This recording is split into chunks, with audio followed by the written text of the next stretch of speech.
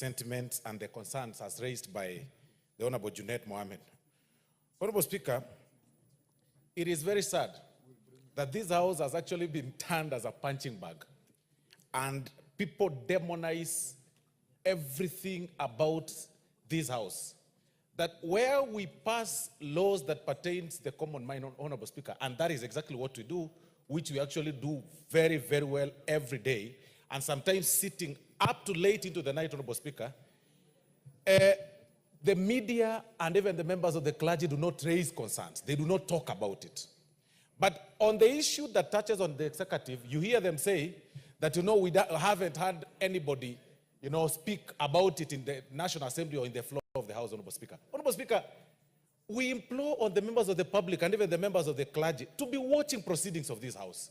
There is no matter of national importance that hasn't passed through this floor, Honorable Speaker, and that hasn't been spoken to, Honorable Speaker. But it is so sad that even on matters that touch on the public concerns, the issues that are so direct to the public people, like today, Honorable Speaker, we are faced with femicide, Honorable Speaker, where women are being killed and young girls are being killed all over. You have not heard the church speak about it, Honorable Speaker. You've not heard the clergy utter a single word about it, Honorable Speaker. I mean, really. But if it was an issue, Honorable Speaker, that touches on the members of the parliament, this House has even created a platform where we are raising concerns about the femicide. We expect the members of the clergy, Honorable Speaker, who are leaders also, to give us accolades and appreciate us and say, at least this House is doing 1, 2, 3 on matters that are, pertain, matters that are affecting the women of this country, Honorable Speaker. But they are not saying, Honorable Speaker, that. I want to invite the members of the clergy in particular, Honorable Speaker, to the good book that they teach. Because as a good student of the good book, as a person that went through the Sunday school, right from age 3, Honorable Speaker, to date, I have read the good book in the book of Romans chapter 13, that there is no leadership on earth that has not been placed by God. I mean, which God is that you tell us to preach when you can't respect the God that has placed the leadership, Honorable Speaker? That we only matter, Honorable Speaker, sometimes when we go to the church. If you ask any member of the parliament, Honorable Speaker, their booths or their offices are full of cards, Honorable Speaker, invitation cards for fundraising, Honorable Speaker. It is shocking. At one point, Honorable Speaker, I attended one church along Nairobi, Honorable Speaker, somewhere here with the former deputy president, who is now the president. And Honorable Speaker, they denied members or the leadership, the members of parliament to speak. But immediately we finished, they gave us a bill of 6 million, a need of 6 million, Honorable Speaker. Is our importance, very important to the extent of our contributions, Honorable Speaker, honestly. And when such contributions are made, Honorable Speaker, even upon their request, then they go out there to play with the public gallery and say we do not need members, or leadership to contribute, Honorable Speaker. This is sad.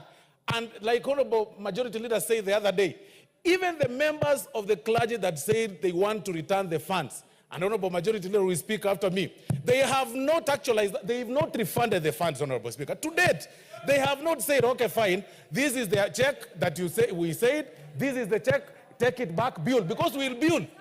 We want to confine ourselves, Honorable Speaker.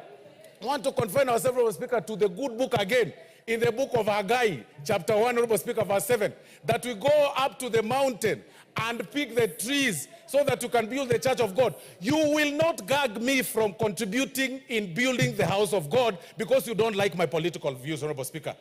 This thing of making politicians demonize. We are demonized, Honorable Speaker, in the banks. When you go to open a bank account, you are referred as a PEP, politically exposed person, that you've got to declare that.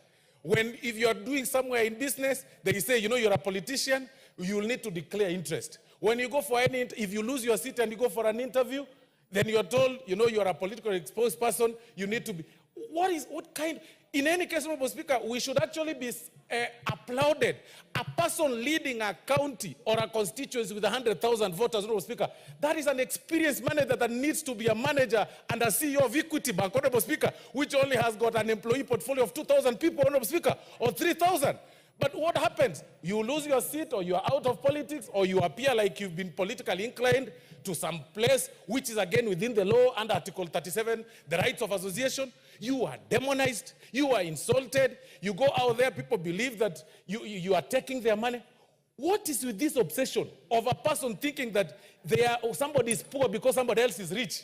Why can't you just, why can't you just respect other people's rights like you want the others to respect you, Honorable Speaker?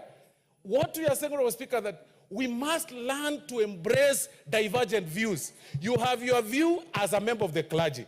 I have my view. You have your view as a person from the media, or the media for the state. I have my view. The divergence of views is not wrong, and that makes it democracy. We all can't think the same way. Stop demonizing members of parliament, and particularly members of the National Assembly. And when you have a challenge, you want to rush to us. Anytime you have a challenge, members of parliament. When I pass through the streets, Mheshimiwa, Mheshimiwa. When I go everywhere, Mheshimiwa. When I go to Mheshimiwa. But when I come, when people go there somewhere in the media, Honorable Speaker, they insult us, Honorable Speaker. So please. Let's give other members a chance. Yeah, as I conclude, I want to conclude, Honorable Speaker, and say people should respect this House, Honorable Speaker. Thank you very much. Let me give, okay, I'll come to you.